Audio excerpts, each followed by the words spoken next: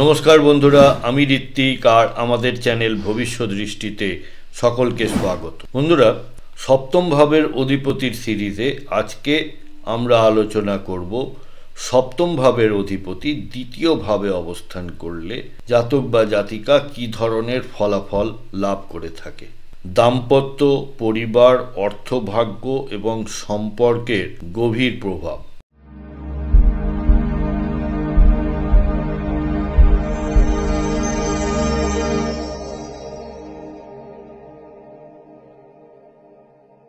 বন্ধুরা, আপনারা যারা আমার চ্যানেলটি অলরেডি সাবস্ক্রাইব করেছেন তাদেরকে জানাই আমার অসংখ্য ধন্যবাদ ও কৃতজ্ঞতা। যারা এখনো সাবস্ক্রাইব করেননি তাদের কাছে আমার বিনীত আবেদন, চ্যানেলটি সাবস্ক্রাইব করুন এবং পাশে থাকুন।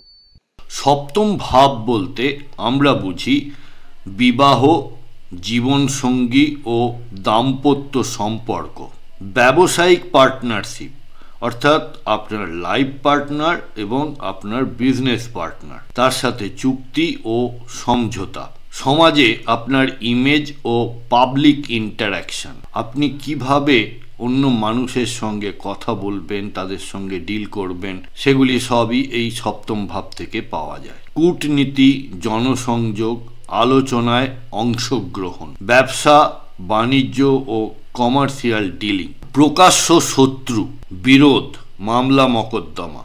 বন্ধুরা, দ্বিতীয় ভাব বলতে আমরা বুঝি মূলত পরিবার, বংশ, শৈশবের পরিবেশ অর্থাৎ আপনার চাইল্ডহুড কেমন কেটেছে সেটা, অর্থ, সম্পদ, ব্যাংক ব্যালেন্স, বাক শক্তি, যোগাযোগ, মূল্যবোধ, খাদ্যাভ্যাস, মুখমণ্ডল, কণ্ঠস্বর, ধনসম্পদ সংগ্রহের ক্ষমতা। এবারে চলে আসি মূল বিশ্লেষণে। সপ্তমপতি দ্বিতীয়ভাবে থাকলে সঙ্গীর প্রভাব পরিবারের ওপরে খুব দৃঢ়ভাবে কাজ করে। বিবাহ পরিবারে নতুন শক্তি, সম্মান ও অর্থভাগ্য নিয়ে আসে। দাম্পত্যের কারণে অর্থনৈতিক স্থিতি বৃদ্ধি পায়। পরিবারের সুনাম বা ঐতিহ্য বজায় রাখার প্রবণতা বেশি হয়। পরিবার ও সঙ্গীর মধ্যে সামঞ্জস্য জাতকের জীবনের কেন্দ্রবিন্দু হয়। শুভ প্রভাবগুলির মধ্যে বিবাহের পর অর্থভাগ্য বৃদ্ধি পাওয়া, সঙ্গী সমৃদ্ধ, প্রতিষ্ঠিত ও ধনী পরিবার থেকে আসা, পরিবারের সাপোর্ট শক্তিশালী হয়, বাকশক্তি মধুর ও প্রভাবশালী হয়, সম্পদ অর্জন, সঞ্চয় ও ঐশ্বর্য বৃদ্ধি পায়, যৌথ পরিবারে সখ্যতা ও সম্মান বৃদ্ধি পায়।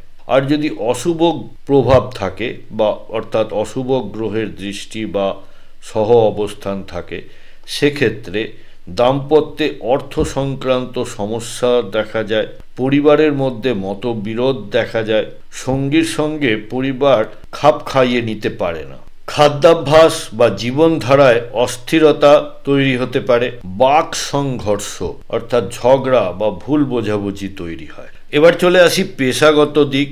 ফাইন্যান্স, ব্যাংকিং, বিমা, ফ্যামিলি বিজনেস, খাদ্য, cosmetic, public speaking, consultancy, media, কোচিংয়ের কাজে এনারা যথেষ্ট সফল হয়ে থাকেন। এবারে দেখে নেব শুভ ও অশুভ যোগে কি ধরনের ফলাফল পেয়ে। শুভ হলে ধনযোগ, পরিবার সুখ সঞ্চয় বৃদ্ধি পায়। আর অশুভ হলে অর্থহানি, পারিবারিক অশান্তি, দাম্পত্যে দ্বন্দ্ব লক্ষ্য করা যায়। প্রতিকার হিসেবে পরিবারের বয়োজ্যেষ্ঠদের সম্মান করা, সোমবার এবং শুক্রবার দান করার অভ্যাস তৈরি করা, শুক্র এবং বৃহস্পতির মন্ত্র জপ করা, যদিও এটি আপনি কোনো একজন ভালো জ্যোতিষীর সঙ্গে কনসাল্ট করে তবেই করবেন। দাম্পত্যে স্বচ্ছতা বজায় রাখুন। বন্ধুরা, আমাদের এই ডিসকাশনে কোনো পার্টিকুলার চার্ট ধরে বা গ্রহের অবস্থান ধরে কিন্তু কোনো কথা বলা হচ্ছে না। আপনার কোনো হাউসে যদি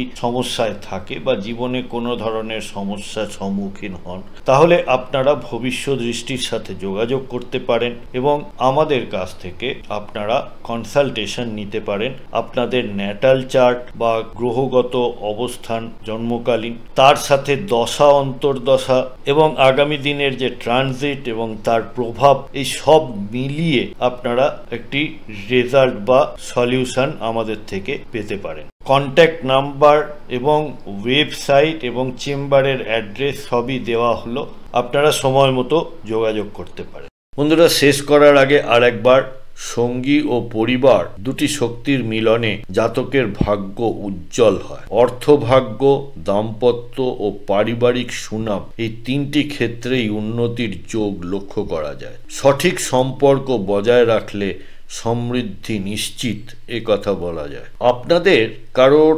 সপ্তমপতি দ্বিতীয়ভাবে অবস্থান করছে কি? সেক্ষেত্রে আপনারা জীবনে কি ধরনের ফলাফল লাভ করেছেন যদি আমাকে কমেন্ট বক্সের মাধ্যমে জানান। বন্ধুরা, প্রতিবেদনটি কেমন লাগলো আমাকে অবশ্যই লিখে জানাবেন কমেন্ট বক্সের মাধ্যমে। যদি ভালো লেগে থাকে তাহলে একটি লাইক করবেন আর আত্মীয় স্বজন বন্ধু বান্ধবের সাথে শেয়ার করতে ভুলবেন না। আজকের পর্ব এখানেই শেষ করছি। সাথে থাকার জন্য অনেক ধন্যবাদ।